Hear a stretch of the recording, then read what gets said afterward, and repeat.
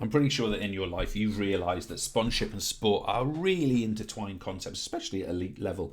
And what we're going to do here is we're initially going to look at the types of different sponsorship, and then we're going to look at whether it's a good thing or a bad thing. Broadly speaking, folks, I'm going to introduce you to three types of sponsorship. Okay, the first one is financial. This is where a company, let's say, I don't know, a razor company, that's razor for the face and the legs, not for like rubbing your own workout. A razor company might sponsor a football team or an individual to recommend their products or feature on the adverts or whatever. It could be that a company is providing things like clothing and footwear. I noticed, for example, I've been watching the British tennis player Emma Raducanu recently. She's seems to be sponsored by Nike, for example. That is an example of clothing and footwear. And I suppose equipment goes into that as well. And it could be facilities. You might have noticed that there's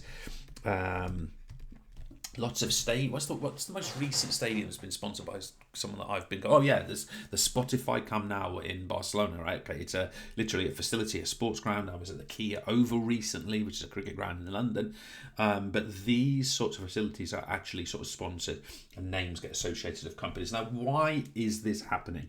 Well, one of the reasons, or one of the ways we can address that, is we can look at the positives and the negatives for different groups of people. So let's think about the performer. Think about whoever you want as your example of the performer. But what might be positives? These are all the good things about sponsorship for them. First of all, they get an up arrow, greater income. Their earning potential goes up. That helps, right?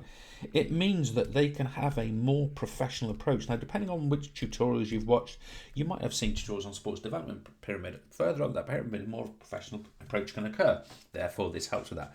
They might experience things like free clothing, free equipment. Who doesn't want that to turn up in the post? That really helps. New trainers. Woo!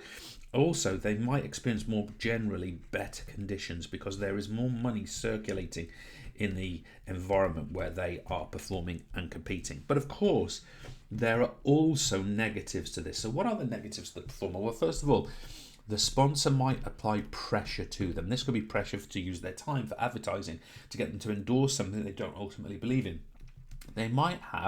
The sponsor might have really high demands. Now, obviously, if someone signs the contract, they sign the contract, they need to follow that behaviour. But the other thing is you get an up arrow, a greater impact of poor behaviour. So I want you to think about the sports performer that you've witnessed do something which is a bit questionable. You know, maybe someone getting angry or doing something indecent online or whatever it happens to be. The issue with that is that that's human. People will do things wrong, right? Sooner or later. But when performers are sponsored, the impact of that poor behaviour goes up because they are linked to this association, this organisation, this company that wants this very positive perspective. I forgot to breathe there. Now, the second group is, why are the sponsors themselves doing this? Why are they sponsoring and advertising things? Well, there's positives for them too, of course. That was meant to be greener than that. Let me change that. There are positives for them too, okay? So why do they do it? Well, first of all, they are doing this, let's be clear, for profit. It's financially driven. I'm sure there's some ethical sponsorship as well. They like the idea that their company becomes linked to health. Now, I'll allow you to perceive this, but for example, the McDonald's restaurant chain is a business partner of the Olympic Games, for example. One can wonder about that. Also, they become linked to winning. Now, so think about a company which is sponsoring, I don't know, Manchester City Football Club or a particular athlete who's doing really well. That, of course, means that they get linked to success. And also, it really helps with brand awareness. Perhaps this sponsor, let me go back to my razor company, perhaps they become a household name because they're sponsoring sports events, for example. That would help, right? But there are also negatives for the sponsor. What would they? First of all, there's no guarantee. What if you sponsor something and that thing doesn't go well? You know, it's not popular, it's not seen, the team doesn't win. Secondly, it's expensive. Buying adverts is expensive, but I'm just going to put into here the idea of ROI. Now, I don't know if this will help you in your exam answers, but return on investment is a really important point. The idea is that a company, for every, I live in the UK, so for every £1 a company spends on sponsorship, they want, let's say, they want to feel that they get £5 back for that. So is it expensive? Are they getting a return on their investment is the question I'm asking here. Thirdly, it's a very changeable market. So if you think about the last 10 years when advertising has become far more internet based rather than magazines, TV, radio, and so on, it's a very changeable medium. So, of course, companies need to stay ahead of the game and not get left behind. And also, the company is very prone to scandals. So if the athletes say their sponsoring is involved in a scandal, let's say Tiger Woods when he crashed his car, that is a Nike, that is a less than ideal scenario. Now, what about the sport itself or the event?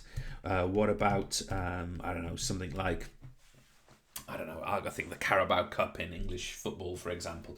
Is it good for that particular event? Of course, we've got the same scenario. We have positives, we have negatives. So what are the positives? Well, first of all, we get up arrow, the event or the sport is more viable. So we get increased viability. All I mean by that is they're financially fluid. They can invest in what they need to invest in, put on good quality events, etc., etc. Also, we get an up arrow, a better quality spectator event. Now, let me be clear what I mean by that. That means that we're in a situation where the money sort of trickles through and the events themselves become high quality. And that happens because there is a kind of cash injection into the event. Now, of course, there are negatives for the sport and for the event. What are these negatives? Well, some people argue it causes a loss of tradition. Rather than being, I don't know, the FA Cup, it's the, what is it at the moment, the Emirates FA Cup or whatever it happens to be. Nothing wrong with that, but also people become loss of tradition. That's you'll see what I've done in a second. The other point is it can be withdrawn. Okay, so this money from the event can be withdrawn by the sponsor. And also, what about the idea of disreputable sponsors? Have you noticed, for example, the sport of football, especially at sort of elite levels, very closely linked with gambling companies? Is that reasonable? Is that what we want to be encouraging? Good questions. And finally, guys, we want to know the impact of sponsorship on audience or spectators. Obviously, those things are overlapping significantly. So what is the positive here?